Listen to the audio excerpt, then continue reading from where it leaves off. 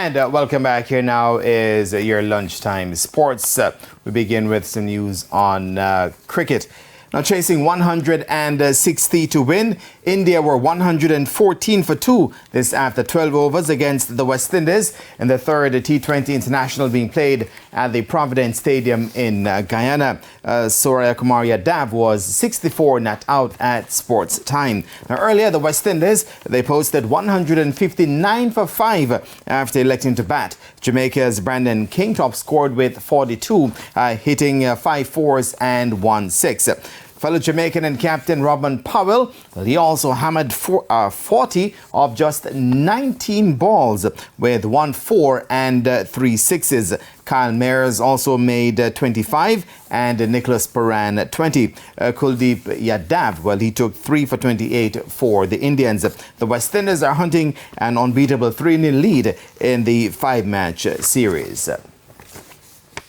Now, the Jamaica Tallawahs will have the services of England World Cup winner Alex Hales for the 2023 Caribbean Premier League.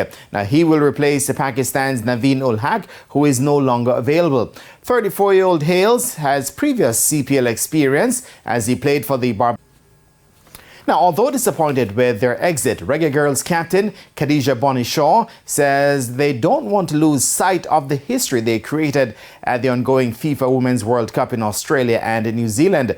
The Jamaicans were eliminated from the tournament by Colombia after losing 1-0 in their round of 16 clash at the Melbourne Rectangular Stadium today. After a goalless first half, Catalina Uzme got the all-important goal for the Colombians in minute 51. It saw Jamaican goalkeeper Rebecca Spencer beaten at the tournament for the first time after not conceding for over 5 hours and 20 minutes. Of course, Shaw reflected on the defeat afterwards. Meanwhile, Head coach Lorne Donaldson, well, he was gracious in defeat as he gave credit to the Colombians who were getting to the last 8 for the first time. The Reggae Girls became the first Caribbean team to make it to the knockout stages of a FIFA Women's World Cup. Meanwhile, Colombia, they'll next face England in the quarterfinals.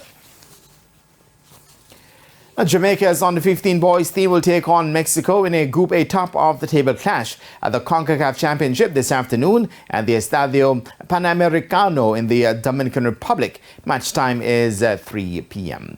The young Jamaicans brushed aside invited team Saudi Arabia 4-1 on Monday to make it 2 wins from 2 and joined Mexico atop the table on 6 points from 2 matches. Kyle Miles led the way for the Jamaicans with a double with strikes from Giovanni Taylor and Zinedine McLean. It's the first time since the inaugural tournament that the Jamaicans were winning 2 matches and in the process have qualified for the quarterfinals. Of course, they had beaten El Salvador in their first match.